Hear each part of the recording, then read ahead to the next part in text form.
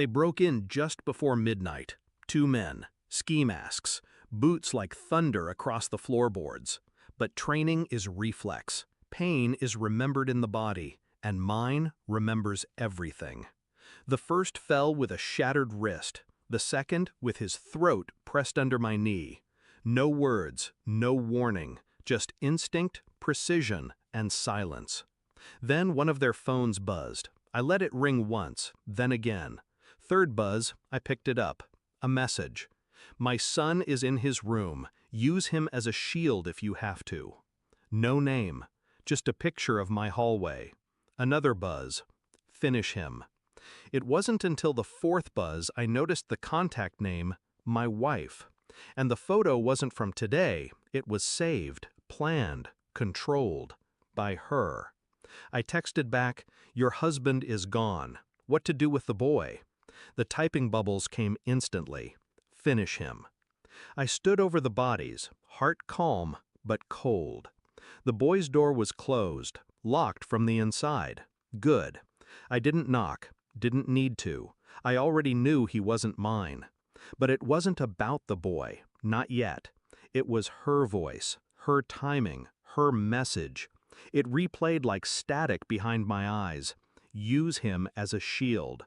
You don't write that about someone you love, or someone you've ever loved. I walked out the front door barefoot, covered in someone else's blood.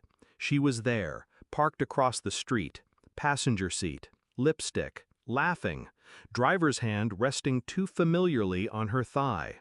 She didn't see me, but I saw everything. I picked up one of the Hitmen's ski masks, slid it on, and smiled. The next morning I made coffee. She returned home like nothing happened, kissed my cheek like she hadn't ordered my execution. "Sleep well?" she asked. I smiled, like the dead. I started quietly, strategically. Burner phone, clean lab, unregistered DNA swab from the boy's hairbrush. Every day I played the part. Breakfast, small talk, sex. Every night I stared at the ceiling while she lay beside me, mouth slightly open, dreaming of someone else's hands. The boy, he didn't deserve any of it. But she did. I traced the calls, the payments, the trail. She'd been meeting the same man every Thursday for 9 months. They called each other Angel in text messages. He called her by my name in bed. I watched the footage. No reaction, no rage, only calculation.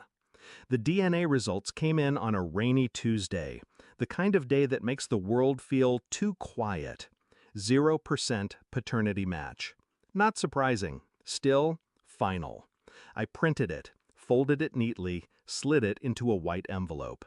That night at dinner, I passed it to her across the table. She didn't open it at first. She just stared at me, like she already knew. She did. But when her hands opened it, her face still cracked. She scanned the page, lips parting, eyes stinging. Then she looked up. "I can explain." I tilted my head. I didn't ask for one. She followed me into the garage, barefoot and desperate.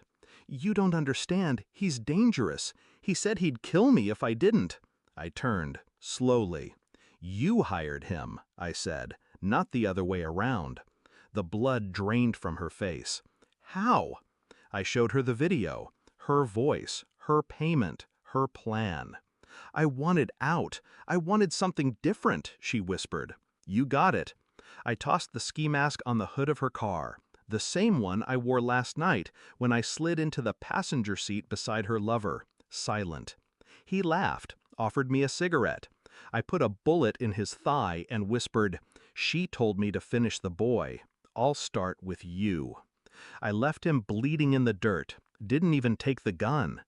Now she looked at me like a ghost. Maybe I was. "Where's Jacob?" she whispered, breath hitching. "Safe.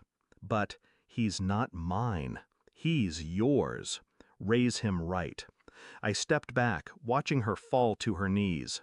"And pray he never becomes me." She didn't follow me when I walked out. Not that time. The storm outside had passed, but something colder remained in the air. Freedom. Not the joyful kind, the kind carved out of betrayal and rebuilt with resolve.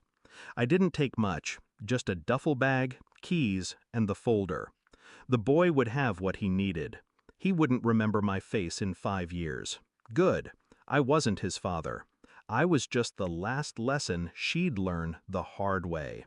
I drove past the edge of town, past the silence, past the lie we used to call home. And as the sun rose behind me, I burned the ski mask in the passenger seat. Not to forget, but to remember. I wore it to show her I could become exactly what she made.